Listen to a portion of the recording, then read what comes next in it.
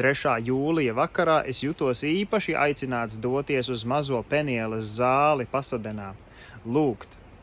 Tur es atradu brāli Bohmeru jau priekšā. Arī viņš bija Dieva vadīts nākt uz šejieni. Mēs lūdzām par atmodas garu Pasadenā, kamēr nasta kļuva gandrīz neciešami smaga. Raudāju kā sieviete dzemdību sāpēs. Caur mums lūgšanā iestājās gars. Beidzot nasta mūs atstāja. Pēc kāda klusas gaidīšanas laika pār mums nonāca liels miers. Tad pēkšņi Kungs Jēzus mums atklāja sevi. Viņš šķiet nostājās starp mums, tik tuvu, ka varētu izstiept savas rokas un viņam pieskarties. Bet mēs nekustējāmies. Es pat nevarēju paskatīties uz viņa pusi. Faktiski es to visu jutu garā. Viņa tuvums šķita daudz reālāks nekā, ja es būtu uz viņu paskatījies un viņam fiziski pieskāries. Aizmirsu, ka man ir acis un ausis. Mans gars bija tas, kas viņu redzēja. Dievišķās mīlestības debesis pildīja manu dvēseli. Degošas uguns liesmas izgāja caur mani. Faktiski mana būtne šķiet izkusa viņa priekšā kā vasks uguns priekšā. Es zaudēju laika un telpas izjūtu, apzinoties tikai viņa brīnišķīgo klātbūtni. Es pielūdzu pie viņa kājām, tas šķita kā pārvēršanās kalns. Biju aizmirsies šķīstā garā. Uz kādu laiku viņš palika kopā ar mums, bet tad lēni viņa tuvums atstājās. Mēs tur varējām vēl būt, bet viņš bija aizgājis.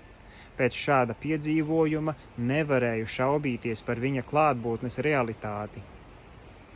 Brālis Bohmers piedzīvoja kaut ko ļoti līdzīgu, kamēr viņš bija ar mums, mēs abi bijām zaudējuši apziņu par otra cilvēka klātbūtni.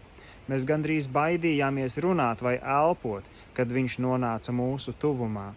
Tas kungs nebija neko mums sacījis, bet tikai pārpludinājis mūsu garu ar savas klātbūtnes apziņu. Viņš bija atnācis, lai mūs stiprinātu kalpošanā viņam un mums sniegtu pārliecību par sevi.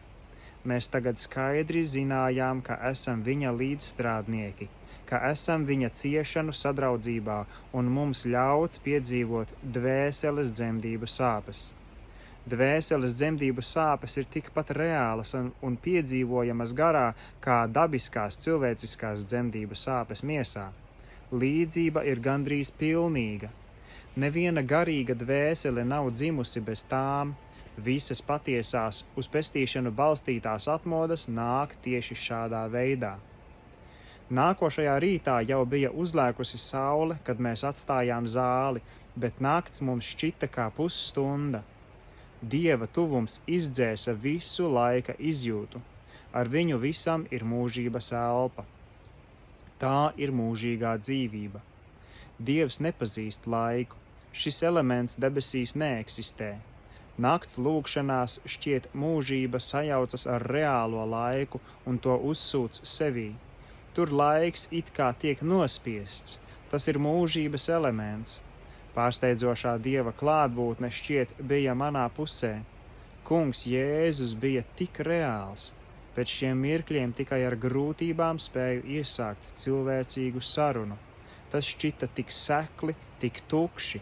Cilvēka gara attieksme šķita tik asa un zemišķā sadraudzība kā ciešanas. Cik tālu mēs atrodamies no maigā Kristus gara, esot fiziskajā miesā. Visu nākošo dienu pavadīju lūgšanā. Vakarā devos uz Smeila draudzi, kur man bija kalpošana ar aizlūgšanu. Debesu miers un prieks pildīja manu dvēseli. Jēzus bija tik reāls. Šaubas un bailes nevarēja mājot viņa tuvumā. Uzrakstīju vairākus rakstus laikrakstiem, aprakstot Dieva darbību mūsu vidū un aicinot svētos visās vietās ticībā lūgt pēc atmodas. Tas kungs lietoja šos rakstus tik vareni, ka atnesa ticību un pārliecības spēku to lasītājiem. Drīz vien es saņēmu lielu korespondenci no daudzām vietām. Šajā laikā rakstīju savā dienas grāmatā sekojošus novērojumus. Mēs varam sevi atraut no Dieva savas garīgās lepnības dēļ, kamēr viņš liek vājajam nožēlot grēkus un doties uzvaras ceļā. Darbam mūsu pašu sirdīs ir jāiet dziļumā, dziļāk nekā mēs to esam piedzīvojuši, pietiekuši dziļi, lai sagrautu savus sektantiskos aizspriedumus, parteiskuma garu un tā tālāk, izplešoties uz visām pusēm. Dievs spēja darīt par pilnīgiem tos, ko vēlas. Mūsu laiku vispasaules atmoda radās mazās Velsas šūpulī. Tā tika aiznesta līdz pat Indijai un vēlāk piedzīvoja vislielāko izaugsmi Losandželosā 1905. gada sākumā. Es saņēmu no Dieva, teikuma sākums, 1905. gada sākumā es saņēmu no Dieva sekojošu vārdu par atmodu. Atmodas dziļumu noteiks grēku nožēlas dziļums, un tā ir patiesība pie visiem ļaudīm visos laikos. Tātad vēlreiz. Atmodas dziļumu noteiks grēku nožēlas dziļums, un tā ir patiesība pie visiem ļaudīm visos laikos. Tam jāsākās ar draudzi. Atmodas gars brāļa Smeila draudzē strauji izplatījās pa visu pilsētu garīgo ļaužu vidū. Dieva strādnieki sanāca no visām pilsētas malām ar dažādu konfesionālo piederību. Viņi visi savās lūgšanās vienojās kopā ar mums, lūdzot par vispārējo gara izliešanos.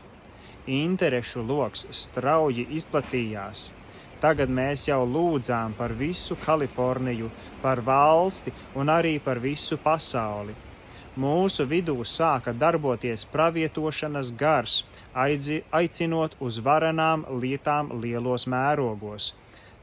Kāds man atsūtīja 5000 traktātu par atmodu Velsā, bet es tos savukārt izplatīju draudzēs. Tiem bija brīnišķīgi paātrinoša ietekme uz lietu norisi. Atkal apmeklēju Smeila draudzi un iesāku sapulci. Viņš atkal nebija laikā ieradies. Līdz šim laikam šīs sapulces jau bija ieguvušas savu ievērību to spontāniskuma dēļ.